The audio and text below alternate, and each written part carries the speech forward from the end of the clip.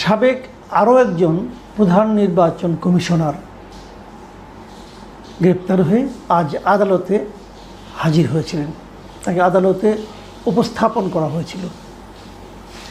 তিনি হচ্ছেন হাসিনা আমলের সর্বশেষ সিইসি, মানে 2024-এর 7 জানুয়ারিতে যে বিখ্যাত আমি এবং ডামির নির্বাচন হয়েছিল বলে বলা হয়, সেই আমি এবং ডামির নির্বাচনে যিনি প্রধান কারিগর ছিলেন মিস্টার হাবিবুল আওয়াল,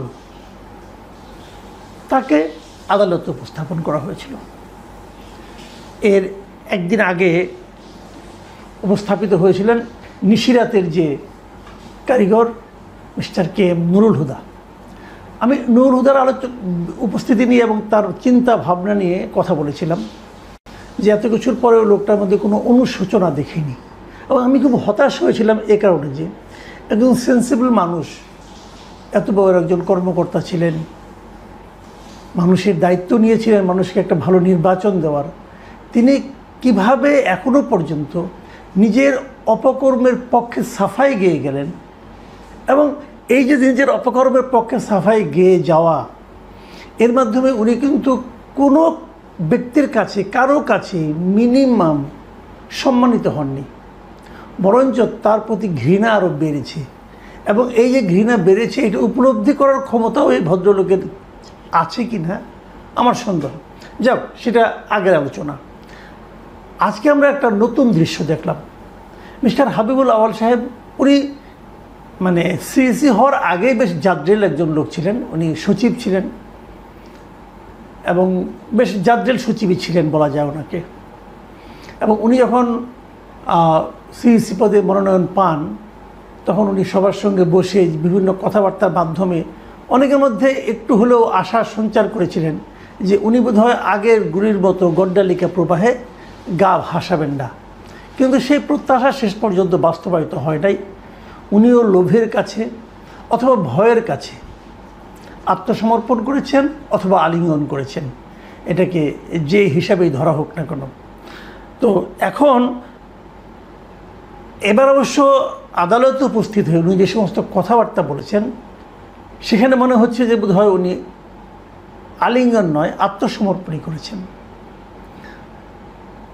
কি বলেছেন উনি, এগুলো নিয়ে একটু কথা বলি এবং সেখান থেকে আমরা বোঝার চেষ্টা করি যে আমাদের আগামী নির্বাচনটা কেমন হতে পারে। এটা নিয়ে আমি যে রিপোর্টটা ডেইলি স্টার থেকে একটা রিপোর্ট নিয়েছি, এটা শিরোনাম হচ্ছে এত ভয়ঙ্কর নির্বাচন হবে জানলে দায়িত্বই নিতাম না, আদালতে হাবিবুল আওয়াল। মানে উনি আদালতের কাছে বলেছেন যে এই নির্বাচনটা যে এত খারাপ হবে এটা বুঝলে উনি নাকি দায়িত্বই নিতেন না।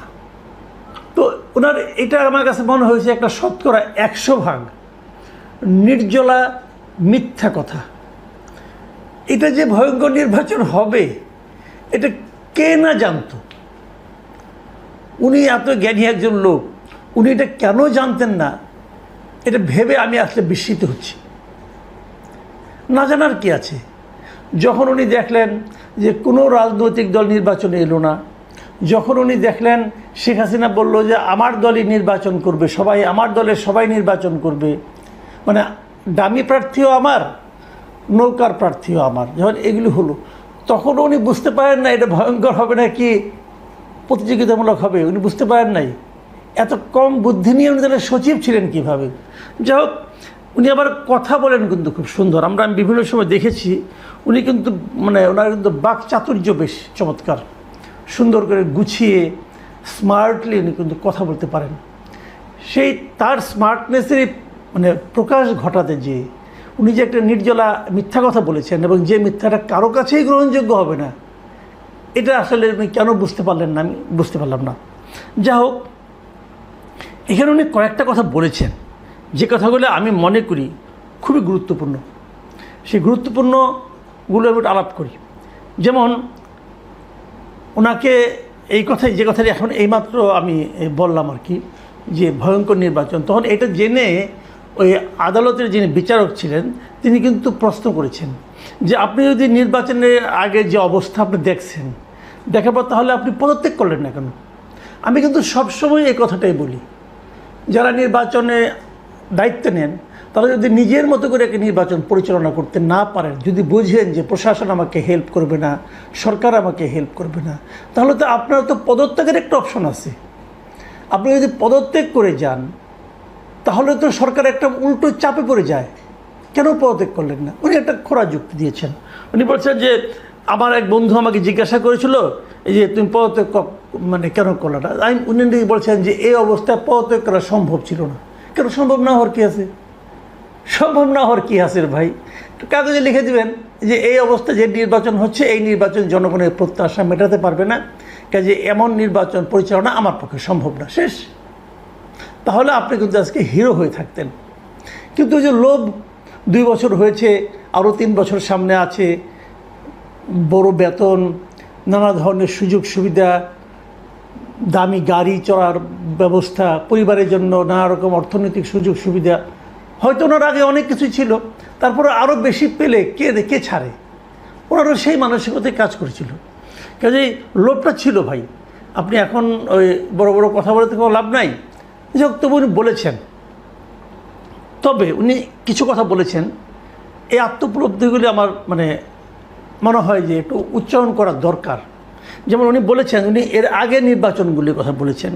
উনি বলেছেন যে 72-এর সংবিধান প্রণয়নের 3 মাসের মাথায় অনুষ্ঠিত 1973 সালের নির্বাচনে আওয়ামী লীগ 293টি আসন পায়। সেই নির্বাচনও সুষ্ঠু ছিল না। 73-এর নির্বাচনটা সুষ্ঠু ছিল না, এটা হলো হাবিবুর আওয়ালের উপলব্ধি। আমার জানতে খুব ইচ্ছা করে, এই কথাটা কি উনি শেখ হাসিনাকেও বলতে পেরেছিলেন, নাকি এখন কাঠগড়ায় দাঁড়িয়ে ওনার উপলব্ধিটা হলো?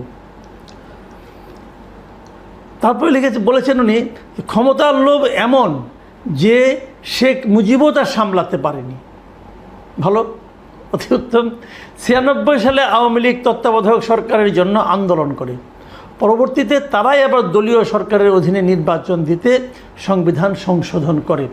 উনি এটি বোঝানোর চেষ্টা করছেন যে ক্ষমতার লোভটা বড় খারাপ, এবং যারা নাকি ক্ষমতায় যায় তারা ক্ষমতায় টিকে থাকার জন্য নৈতিক অনৈতিক কোনো কিছুরই কোনো পরোয়া করে না, যা দরকার না তাও করে, যা দরকার সেটাও করে।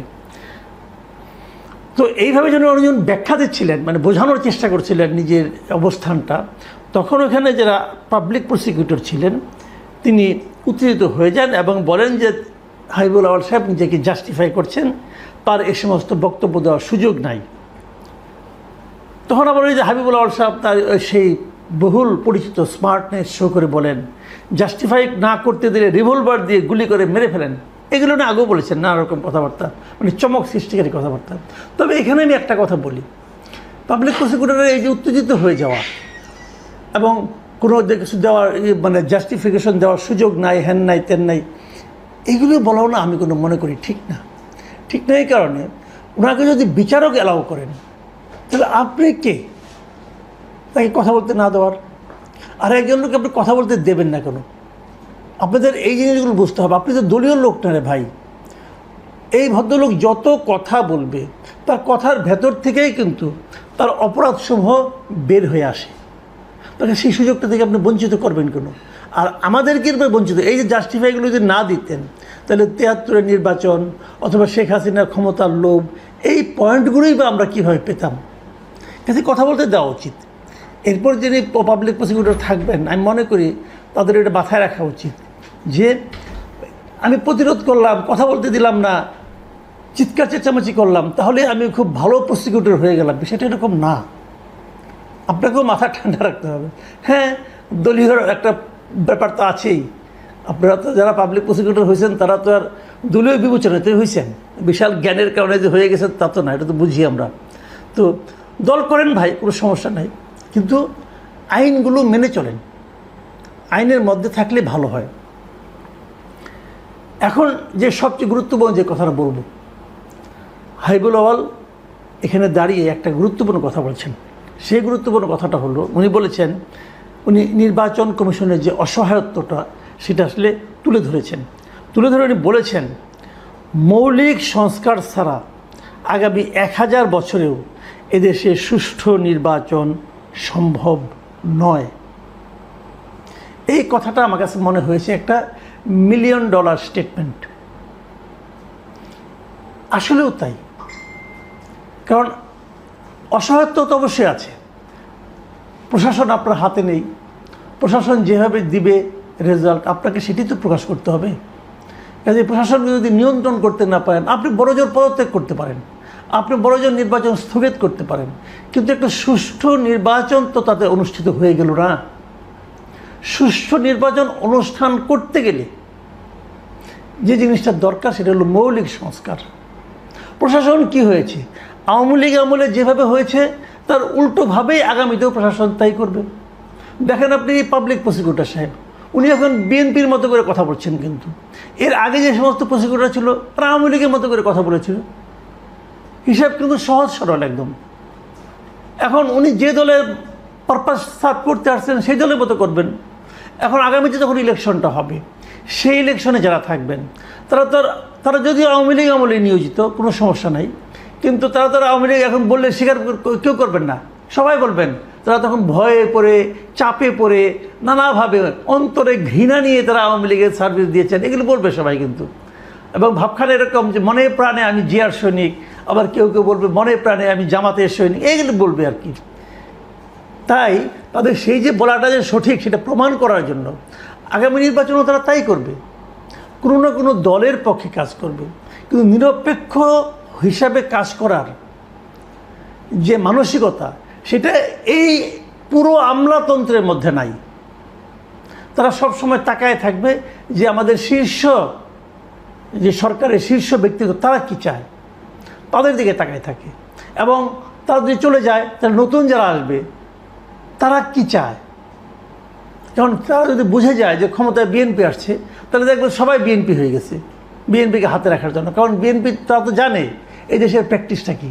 এই দেশের প্র্যাকটিস হলে যখন বিএনপি ক্ষমতায় আসবে, যে যে এলাকায় বিএনপি ফেল করবে সেই এলাকার যারা নাকি কর্মকর্তা আছে সবগুলোই দেখবেন বদলি করবে। এটা তাদের বিশ্বাস। বাস্তবে হবে কিনা আমি জানি না, বাস্তবে না হলে খুশি হই, কিন্তু তাদের তো বিশ্বাসটা আছে। এই কথাটাই কিন্তু হাবিবুল আউয়াল সাহেব বলেছেন যে মৌলিক পরিবর্তন না হলে 1000 বছর এদেশে ভালো নির্বাচন হবে না। সেই মৌলিক পরিবর্তনটা কী করবে? এটা একটা $1 মিলিয়ন কোশ্চেন। কে করবে? আপনিও জানেন না, আমিও জানি না, ডক্টর ইউনূসও জানে না। ডক্টর ইউনূস যেভাবে সংস্কার করছেন, এই সংস্কারের মাধ্যমে মৌলিক পরিবর্তন হবে মনে হয় না। আসলে পরিবর্তনটা আসতে হবে জনগণের মাঝখান থেকে। সেই পরিবর্তনটা আনার জন্য যে পটভূমি তৈরি করা দরকার, যে এনভায়রনমেন্ট তৈরি করা দরকার, মানুষের মধ্যে যে মানসিকতা তৈরি করা দরকার, সেই জিনিসটা গত 10 মাসে ডক্টর ইউনূস 1 ইঞ্চিও করতে পারেননি। উনি এই 10 মাসে নিজের কাজগুলি করেছেন। জনগণের জন্য, গণতন্ত্রের জন্য উনি কোনো কাজই করতে পারেন নাই। মানুষের মধ্যে এই প্রত্যয় জন্মায় নাই। কাজে উনি যতই চিৎকার করে বলুন যে ইতিহাসের শ্রেষ্ঠ নির্বাচন এই জাতি আগামীতে দেখবে, আমার কাছে মনে হয়েছে উনি নির্বাচনও বুঝেন না, ইতিহাসও বুঝেন না, শ্রেষ্ঠও বুঝেন না।